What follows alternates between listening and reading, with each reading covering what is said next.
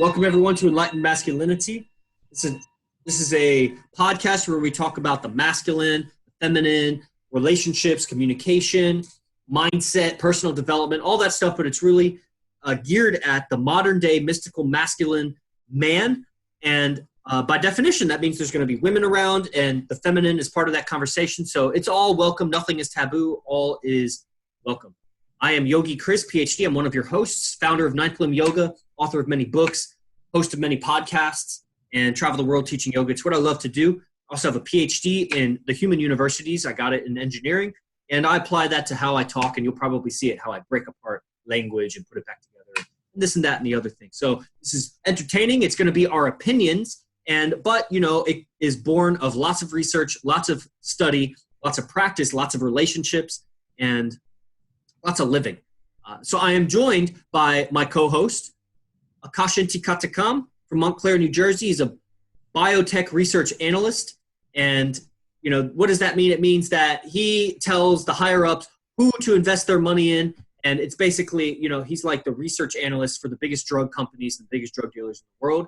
So he's at that access point, he's got a lot of insight. He's also a registered yoga teacher starting his tribe there in Montclair, New Jersey. Got a lot of spiritual insight.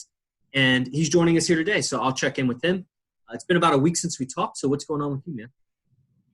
Yogi Chris, awesome, and thank you so much for, as always, love being here. A lot has happened over the past week, and probably what I've been experiencing most is, in some way, shape, or form, suffering. And that's what I wanted to talk about this week, or today actually, was really the shadow self and dealing with it. It's something that I had come up for me multiple times this week, and was working on ways how to deal with this presence and force and energy, because I found that I tend to be very luminous, if you will, and just very positive and such. And when I go in that direction, that means there's just as much of a negative direction going on, right? Because we are balanced individuals and beings. Sometimes we're a little bit imbalanced. And when we are, later in time, a pendulum will swing the other way and will bring us back into balance. So the past couple of weeks, I'd say, I've been burning bright and really just huge source of like a font of positivity.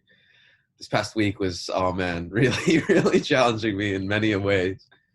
And the pendulum swung the other way. So I wanted to talk today about the shadow self, or what one might refer to as the negativity within yourself, and how do you deal with this? What is the shadow self in itself? And I think it's probably a great place to start, and take it from there. So, Yogi Chris, what do you think the shadow self is? And I know you practice, or you honor the Agora yogis, so maybe there's something to tie in there as well. Brother, you're muted. Yeah, I'm muted. I do that so that I don't interject, because sometimes I cut people off. So I do that to restrain myself. The shadow self, it's something I've mentioned like maybe twice in my life. Like it's a really poetic phrase.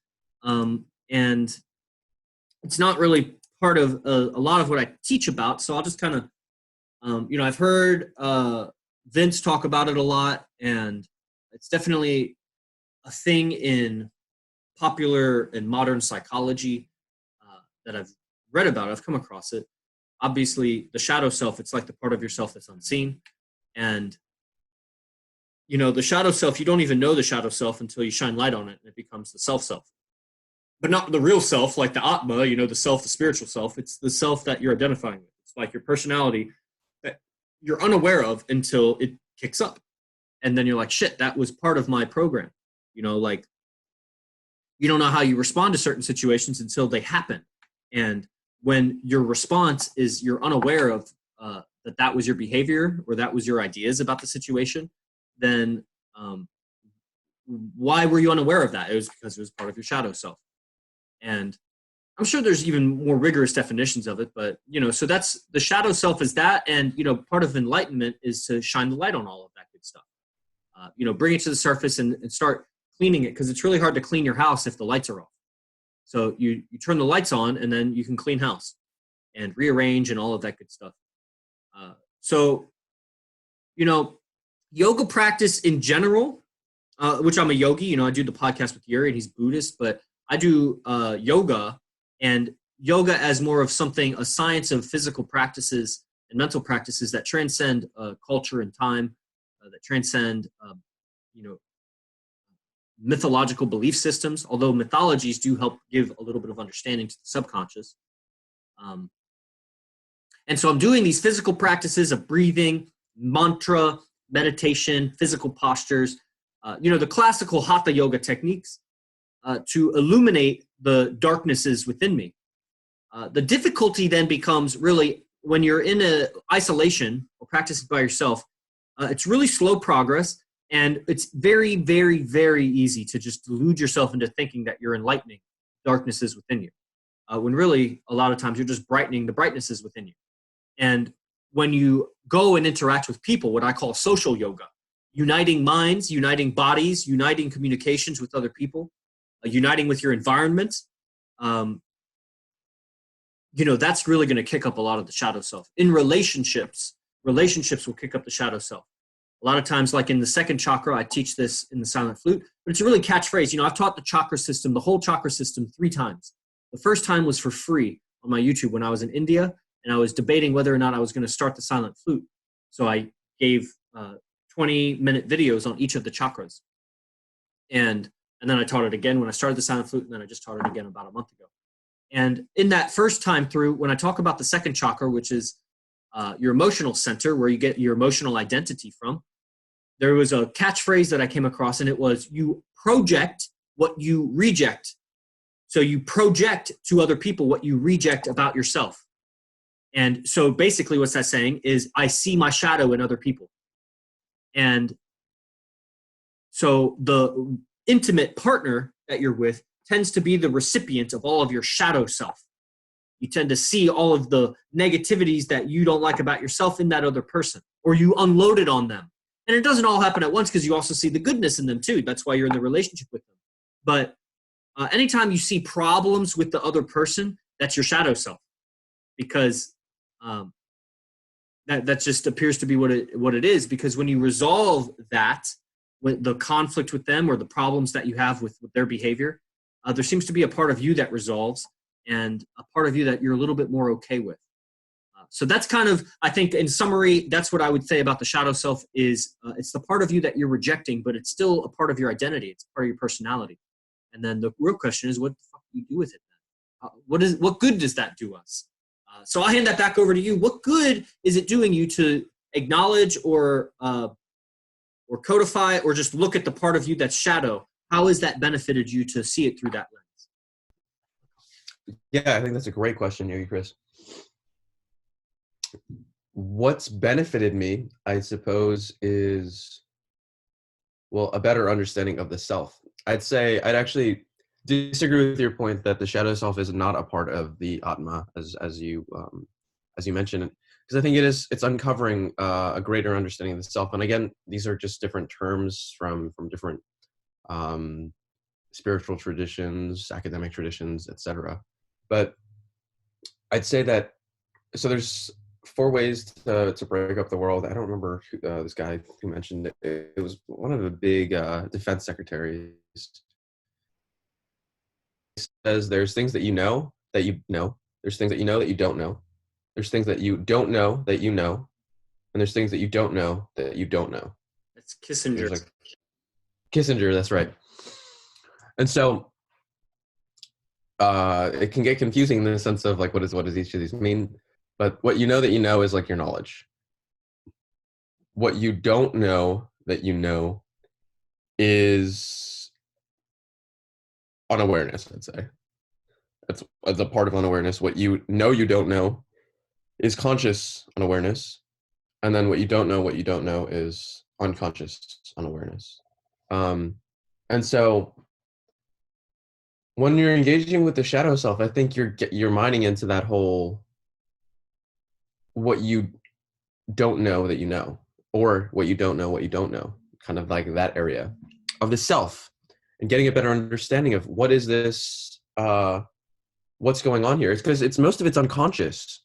I'd say most of the shadow self is really getting a better understanding of why is it that I respond to these types of things in usually in a negative manner, I'd say, or why is it that I don't, why is it that I reject these things? And when you're going around, you may not know. And as you come into contact with this in terms of consciousness, and you have an experience and you're like, oh, well, we butted heads or what have you, there is something, like you mentioned, within you that you're dealing with, and what led to this point that you were acting in such a manner.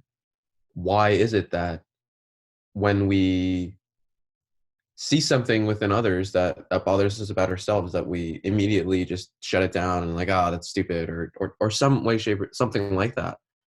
Again, it comes down to the whole, there's a lot of emotions going on at that same time in that moment, right? So the reason that, I don't know, someone comes up to you and they just say fuck you to you, for example, and some people are just like, okay, cool, that's all this person had to say, well done. But on the same token, there's other people who just like get right into it and they'd be like, oh, well, start getting into a fight. I saw this yesterday at the bar. It's funny to me when I see guys fight, because I don't understand it. I genuinely don't. I've never been like a fighting type of person. I always say I'm a lover, not a fighter. And so it was probably something along the lines of just like some like miscommunication, because it was really, really loud in the bar. And then people automatically go to their, well, I'm going to fight this person, versus like being like, oh, there's probably something with misunderstandings. Doesn't matter. The whole point being that, like, why is it that we go about fighting things and rejecting them and just going against them versus flowing with them? As you know, Yogi Chris, one of our assignments from mentorship over the past 24 hours has been to flow with conversation in all ways and shapes. And it's been an interesting experiment in that sense. So I'll turn it back over to you in terms of, I guess, the answer to answer your question itself is, what do we uncover, or what do we learn by engaging with the shadow self? And do you believe we do, or is it just a bunch of garbage? Well, again, I don't really use the terminology of shadow self very much. I think it's really poetic. I think it's really unconscious behaviors and part of your subconscious. It's parts of your subconscious that you're not aware that that's how you're narrating life to yourself. And obviously, the guys that they get into fights at the bars, that's their behavior response. They ran out of things to say. They didn't know how to communicate the situation. The experience, their emotional and nervous system experience, they didn't have a language for it. They didn't know how to resolve it with their words. I mean, that sounds so like childish, almost grade school to say that, like use your words. But truly, like with your words, you can really hurt somebody much longer than a punch. And, if somebody is looping what mom or dad said to them, or what somebody said to them, or what their girlfriend or boyfriend said to them like years ago, that pain has lasted much longer than a physical injury. And, words can also heal somebody. If you were deep down in a rut and you heard the right things, and I've had this experience many times, and I hope to give it to people. I think I've given it sometimes to some people, and, hope to get better at it. Basically, part of the gift of being a spellbinder, which is I very much associate with the idea of being a spellbinder, is but you can also, unbind people. Being a master knot tire, you can also be a master knot untire. You know how to untie knots. So being a spellbinder is unbinding the spells. The frustrations or the negativity that you experience in life is somehow inside, you're binding yourself up. You're binding your awareness up into a storyline that's not what, in the common phrase, not serving you, or it's just not helpful. It's not, it should be creating expansive feelings. You should be expanding into life. This is why you're here as a human, is to expand into life. And the shadow self being these unconscious behaviors, like, yeah, we want to illuminate that. Engaging with the world will illuminate these things. More communication will illuminate these things. Part of the path that I've taken that has illuminated so much of my communication, there's so much more to go. Anything that you notice or see about my communication that you're like, Chris, you could improve that. Just understand that for 3.5 years, I've been improving so much that, of course, I'm going to get to that thing that thing that you see, of course, I'm going to be a perfect communicator. I'm going to be better than Arash Bazar, for sure, because that's the lineage. The lineage is outdoing your teacher. That is part of our lineage. That's why Arash is so great at what he does, because he outdid his teachers. Why? Because of the energy, the frequency that he approaches it with. I am that frequency. And so perfection is in my path. I am in the process of perfecting perfection right now. And, you know, so where I'm come from, if you come to all those videos, I mean, 700 YouTube videos later, 750 now or something like that, you know, and I haven't rewatched all of them. Like a lot of these podcasts, I haven't rewatched them. I've watched like sound bites of them. But all the videos before that, man, I did all the editing, all those. I watched those multiple times. I'm like, fuck, I hate that little sound bite that I say, that little nervous tick I do, that little, or all these like things that are not necessary to the communication. And those I was unaware of. And you could say that's part of the shadow self. When we say the shadow self, man, I want a different name for it, because it's not the self. It's just the shadow elements of your personality. It's the unconscious behaviors of your program. And they're happening whether you see them or not. And so to be aware of it, it's like when someone's twitching their leg because they're nervous or they're excited or they're bored. And then you bring their attention to, hey, you're twitching your leg, or they're twitching their finger. Or if somebody's frowning and you're like, hey, smile. And they're like, and then they were unaware that they were holding a frown. And so it's about just bringing awareness to it, man. And, you know, one of these things, I'm going to kind of address a quick question. There was a question, I don't see any questions on Zoom, but there was a couple questions on Facebook.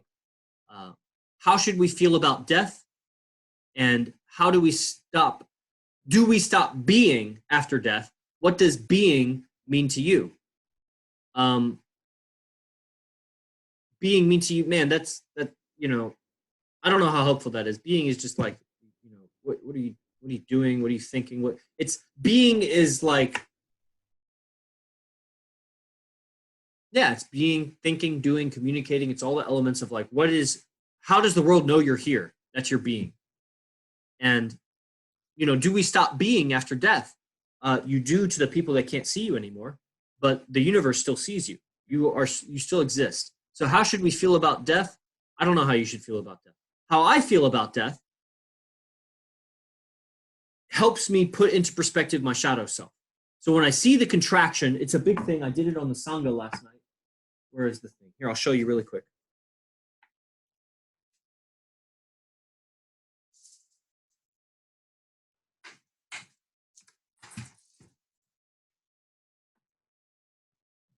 All right, so on the Science of Spiritual Growth, we did our monthly Sangha last night. It takes place on the 2nd of every month. And the Sangha is just like a donation spiritual gathering. And so I'm not giving you the teaching, really, because it was a longer teaching. But this is a Sanskrit word I gave to Angelica. It means space. Sukha. This is sukha. Okay? The opposite of sukha is dukkha, contraction. So the classic dichotomy of expansion or contraction. So when I feel the contraction come over me, and that's a clue to the shadow self has kicked in. The unconscious self the unconscious behaviors have kicked in. And death, I use the idea of death as one tool in my tool belt. Like I had a screwdriver, a flathead, a Phillips screwdriver, a hammer, a wrench, all these different tools. The idea of death is a tool that I bring in. And I think about, you know, space. Who am I after death? Who is the me that is after death? What's my name after I die?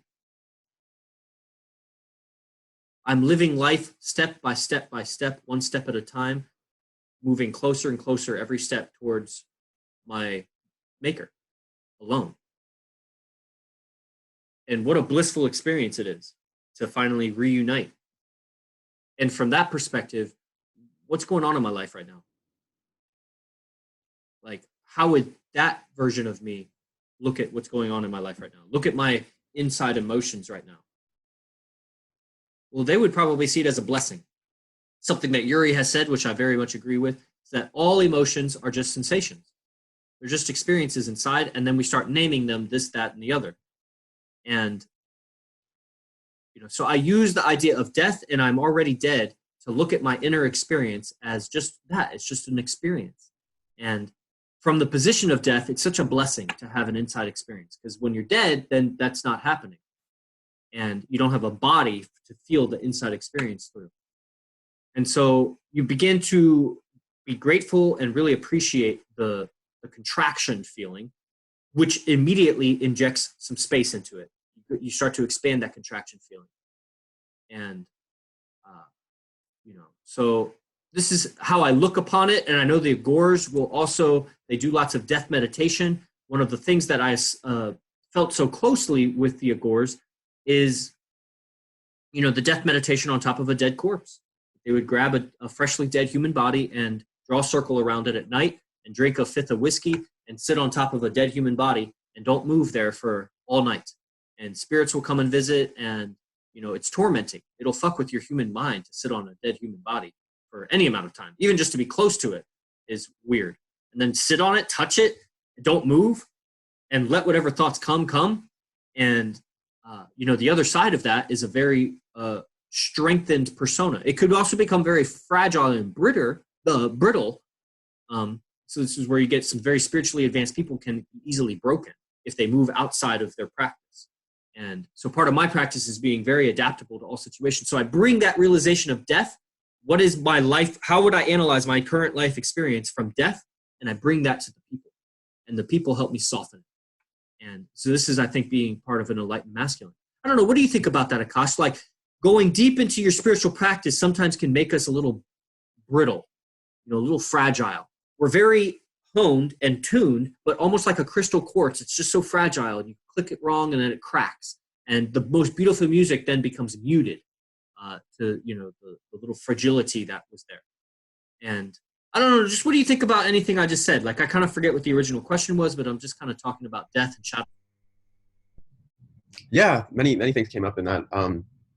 On the topic of death, I guess, I read this quote. I think it was a John Lennon quote, if I'm not mistaken, where the essence of the quote, and I'm going to butcher this for sure, was that death is simply you're getting out of the car of life and you're getting into a new car. And that's like another life.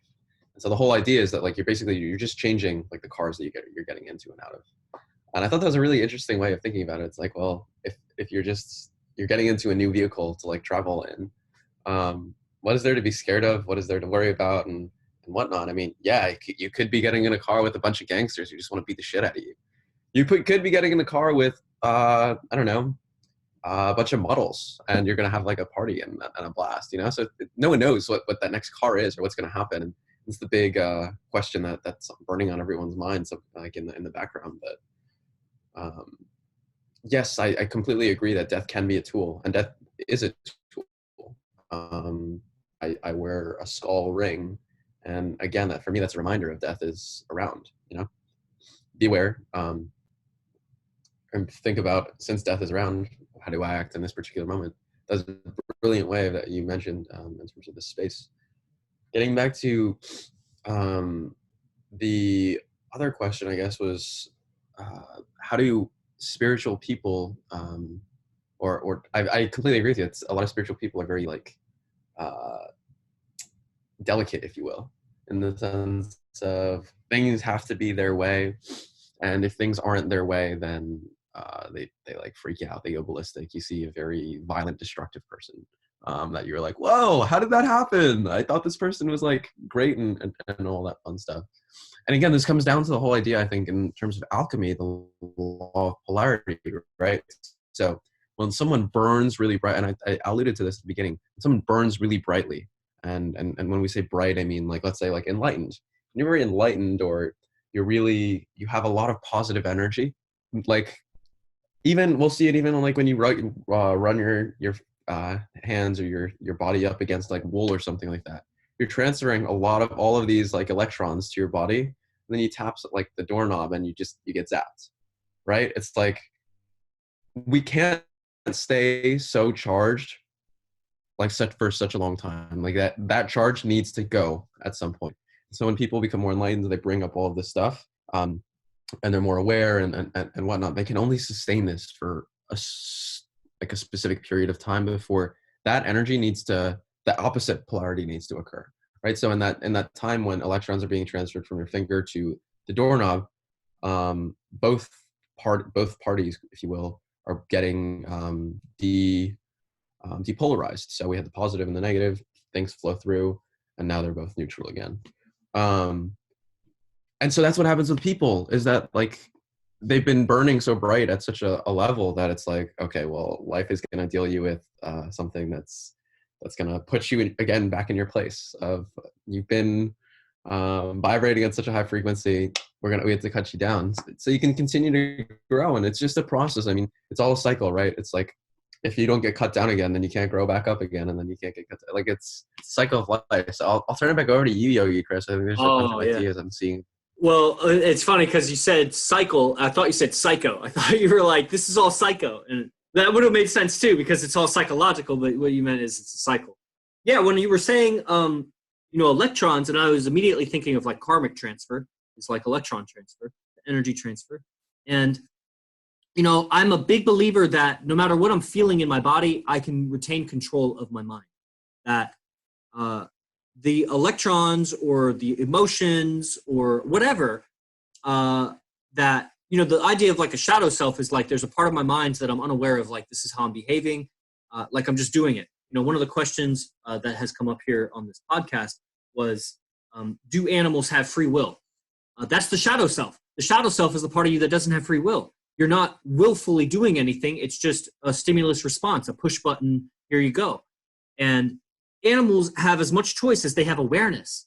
So you find me an animal that has awareness, and I'll show you an animal that has choice. And so people don't have free choice unless they have awareness. And the people with most awareness have the most free choice. And the problem is, when you have more and more awareness, you start to see the negative consequences of your actions, especially downstream, maybe not immediate, but like later. And man, there's a massive amount of responsibility that comes with that. And a lot of times you got to go counter current to what everyone around you is doing, because they just are unaware of the consequences of their actions. And that's okay.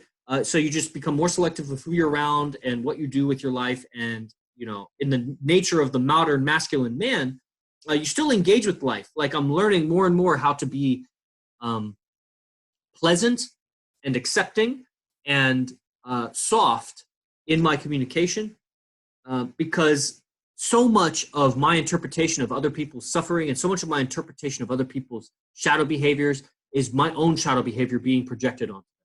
Because come to find out, I later realized that they were not intending what I thought they were intending. I was misinterpreting their communication, that it was out of context, this, that, and the other, that my emotions were coloring my perception. This goes back into the Sangha talk yesterday, that your emotions filter what you hear and what you see from somebody. And so that was my shadow self that I was unaware of. Understanding that so much of my interpretation of life is coming from a place of unconsciousness. It's not a free choice. That it's so conditioned, it's unreal. Like, I've been practicing yoga for years, but like when I first became aware of like, oh, there's the shadow self, which it took all of the prior work to get to that place to where I could understand and process that understanding.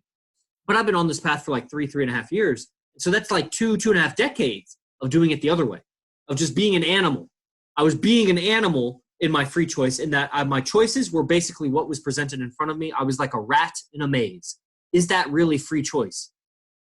I guess. I mean, it's going to make a choice. Do you consider that? It didn't like logify that. It just like went left or right. Like, the free choice is also to sit still and think about it. And, maybe hop up and down and jump over the maze or something. A rat in a maze, sit still. Rat has reached the line. Yeah. And, and I feel like this, like it's an old AZD analogy of when you're born, you're like a person it's like some cosmic entity just dropped you in the middle of a labyrinth. A labyrinth is like an elaborate maze. You don't know where the beginning is. You don't know where the finish line is. You're just somewhere in the middle, and you don't know which the fuck direction to go. And that's how we're all born. And really, I was born again 3.5 years ago on my 29th birthday when I met Arashti Bazar. Because up until then, I was climbing myself out of suffering, for sure. I was making progress. But man, that was like injecting steroids into my workout. Like, I was like, oh, there's this whole thing called a mind, And in the mind is my community, is like my shadow self. It's my illuminated self. It's like, and I'm neither of that. I am a different entity that's just like, or a non-entity that's observing my shadow self, observing my illuminated self. It just accelerated my growth so fast that, and I began to realize that everything that I identified with, everything in my life, even the identity of Chris, classic identity of Yogi Chris, PhD. That's where Yogi Chris was born. And I was just pretending. I was pretending to be Yogi Chris. And I was pretending to be a PhD student. I was pretending to be my father's son and my girlfriend's boyfriend. And all of these were pretend because they were not constant. And so every day I was consciously or unconsciously choosing to be that. Because some days I would not be my parents' child because I wouldn't call them, I wouldn't talk to them, I wouldn't think about them. They were not present in my mind. So really, was I really their son? Like, no. So it was like, because what is a son other than like the behavior and the interaction and the communication of being a son? So I would get amnesia of what I was. So my consistency, I was inconsistently pretending to be different things or whatever that is. I think you understand what I'm saying. Like I was inconsistent in who I was pretending to be. There it is. And so when I met Arash and then through some teachings, realizations, my own personal practice, because it's not just the information, I took it and I integrated it and I practiced. I realized that everything I thought I was, it was never my choice. I hadn't made that choice to be that. I was just going down the grooves of life. I was just flowing with the path that was already laid before me. And just as water flows downhill without choice, I was just flowing with life without choice. And, but you're not water, you are a human. And at some point, it would be amazing to watch water stop flowing, even though it's on a slope. And just stop, because it made the choice of, wait, is this the right way to go? And then through the force and will of effort to start going upstream a little bit so it could take a different route. And that's your free will. You are divine water, you know? So again, I get lost in my own words. I'm like, where am I going with all of this stuff? I don't even know. It's just, I think the point is that everything that you think you are, you're not, you're pretending. And so when something kicks up in your behavior that you don't like or creates a negative feeling, that's also not you. It's just that sticks your awareness so close to it that you're like, fuck, what's wrong with me? Like, why am I feeling this way? Like this, that, and the other. And it's like, whoa, dude, you're going to die one day. Is this really that big a problem? Is it such a big problem that you're going to carry it with you after death? If it is, then it's a problem. But it's probably not, because death is going to resolve a lot of those problems. You're not going to have to worry about that shit anymore. And so it's not a problem in the end, and you're just pretending that it's a problem now. And okay, so then what do we do with it? And these are techniques. Techniques, what do you do with the shadow self? Little alchemy. You want to transmute that lead, dark, tamasic. Tamasic is a Sanskrit word. It's like the momentum of your behavior, unconscious behavior. How do you bring the tamasic quality of your mind into rajasic? So it's going to start to move. It has momentum, or not momentum. It has a changing. It's changing. It's got fire element to it. There's like a heat. When you change direction, there's some friction. And then eventually move it to sattvic quality, just an illuminated, stable state. So how do I transmute the tamasic qualities of my mind into the rajasic, into the sattvic qualities of mind? This is called alchemy. And, both of us teach techniques on this. So what do you think about that? The idea of the really what you do with the shadow self is you perform alchemy and transmute it, transform it into conscious awareness. Yeah. So I define shadow self, I guess, as like any of the destructive behaviors that one does to the self. I call these the enemies of the self. And during yoga teacher training, we had identified a few of them just off the top of my head.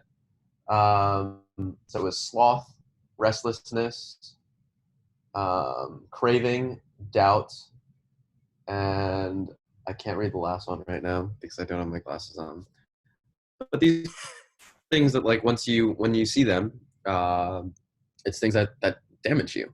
When you're sloth or you're just kind of lazy, I'd say that's a part of your shadow self. It's destructive behavior that doesn't keep you on the path that you set out for yourself. It's something that like slows you down.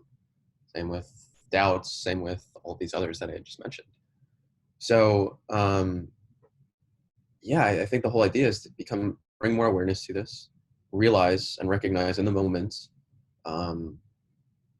I'm doing something that's damaging myself. Like, for example, I like the whole thing that I think I remember you mentioning, doubt, or fear, or use the same idea against itself, and, and use that as a way of transmuting, if you will.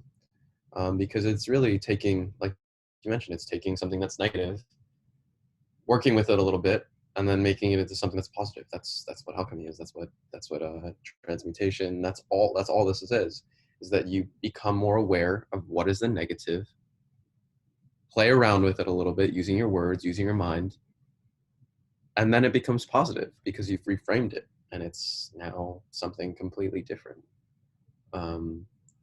Yogi Chris, I think we start closing up right now, right around here.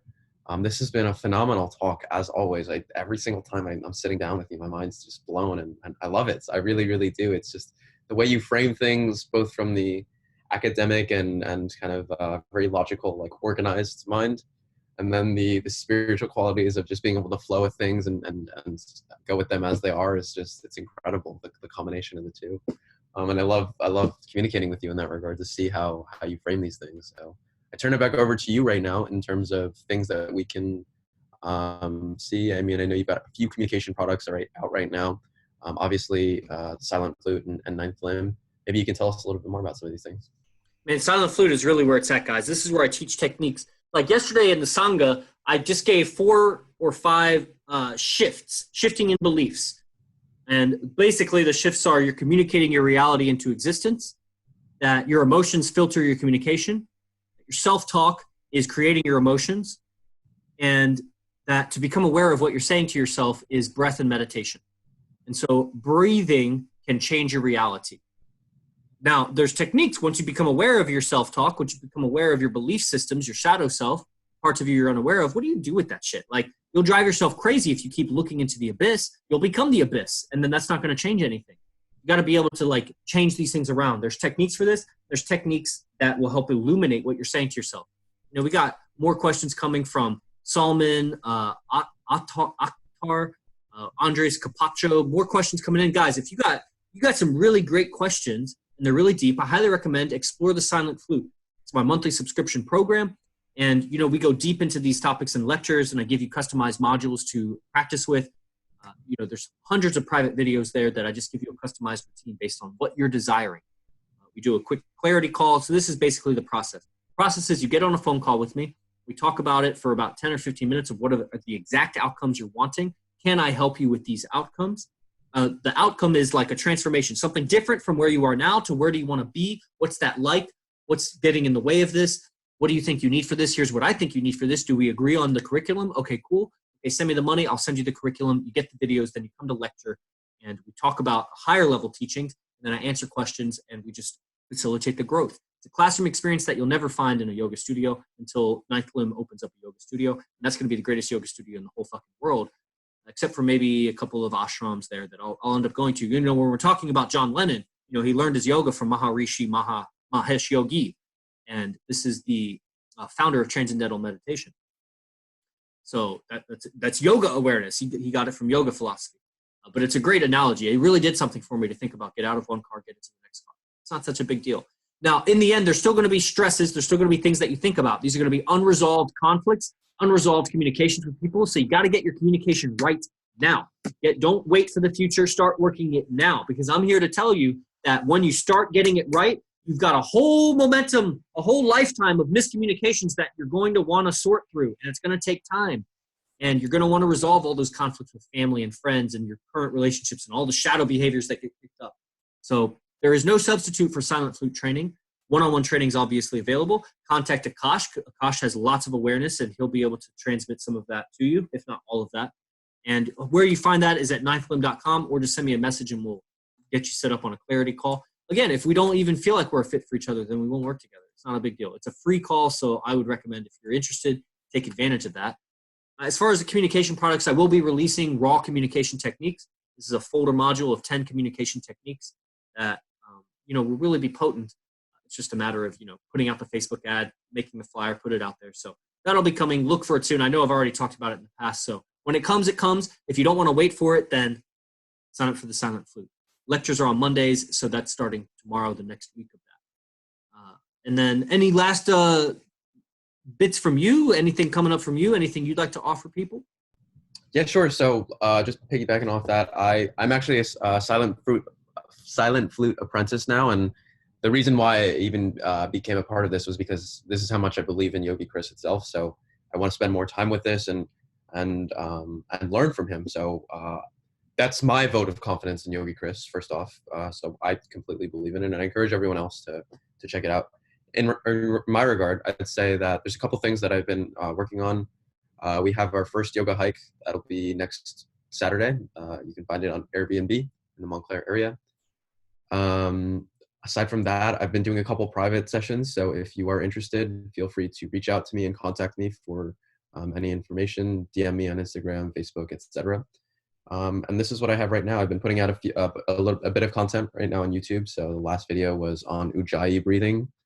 In my yoga studio, I'm pretty much known as Iron Lungs, or the dragon of the Florham Park yoga studio. I probably breathe the strongest in my class, and so Ujjayi breath that's my shit. I love it. It's somewhere that has brought me to such a deep place, not only my practice but also being able to handle everything out around me. There'll be some times where I'm out and about at night and I do a bit of Ujjayi breathing, and then I come back and I'm like, I feel like a fucking monster messing with you guys. So that's what I have for you guys. Check all this stuff out. The YouTube will be posted in the show notes. I'll have my website up there and any ways to contact me. So namaste. Thank you, Yogi Chris. Namaste, everyone. Thanks for tuning in. We'll see you next weekend.